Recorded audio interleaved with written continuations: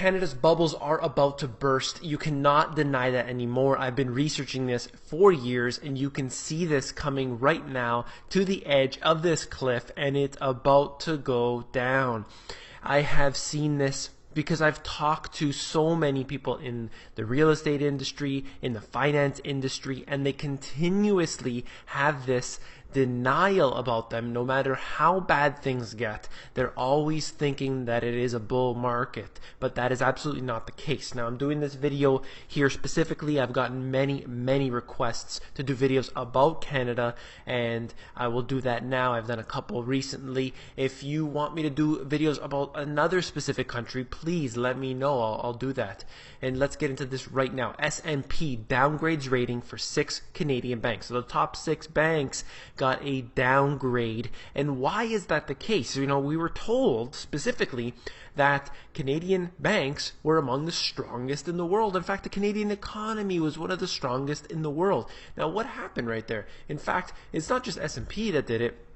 Moody's cuts the outlook for Canadian bank debt due to negative over bail-in regime. Now, I thought that bail-in regime that they talked about in the 2013 budget report wasn't true. I thought that it was all taken care of, and you know, they said, no, you're mistaken.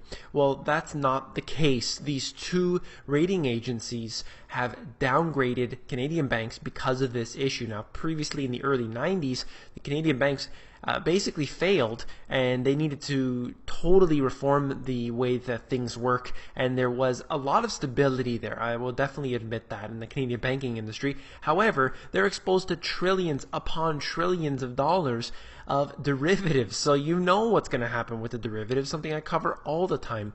And this bail-in regime is yet another scheme that they have gotten themselves into, and this is really going to be a big problem. In fact, the Bank of Canada cuts forecasts amid serial disappointment with the economy's recovery, and they're having big issues. And actually, the Bank of Canada actually admitted it right now. This is brand new information, saying that there is a serial disappointment. What did he say exactly? Right now, we do not have sustainable growth picture in Canada. That's pretty obvious, because you have the drivers being the exports, and who are they exporting to? Well, primarily, by far, they're exporting to the US, but the US has their own problems right now, so of course we are going to have problems in Canada. And that's the consistent denial that just doesn't make sense to me.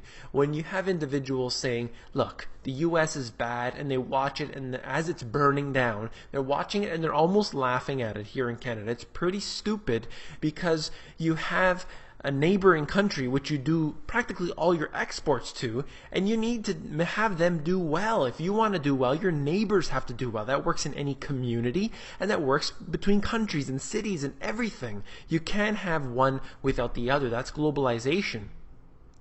Canadian housing to start showing signs of easing over the next 2 years, and that's according to the CMHC, and you could see that already with the overheated housing prices along Canada, particularly in Toronto and Vancouver. This is undeniable, because you just look at the prices, they're so astronomical. Something that I wrote about in my book. I show you all the different statistics. You can use any statistic you want, but the most important being how much you earn per year versus the average home price. It makes a lot of sense to look at it that way. Historically, it's so out of whack. It is unbelievable. And at the same time, you're adding up all these other schemes they're doing. Let's look at this. So this is Hodgkin saying, valuations are incredibly stretched. The banks aren't just exposed because of their mortgage business, but also due to stretched consumer leverage. Something that I bring up often, talking about how the individuals themselves have never been in more debt. This is the most all-time record high debt they've ever been into.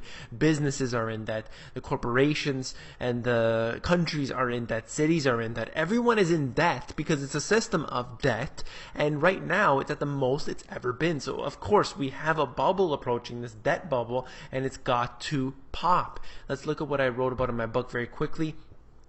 This is a chapter on real estate, saying specifically regarding Canadian real estate, it is undeniable, however, that their values have certainly formed a bubble and are due to come down. I specifically wrote that in the book because I knew it has to come down. Look at the mortgage rates are so low right now. If they come up just a little bit, people are simply not going to be able to afford it. It's just impossible. They can't afford it.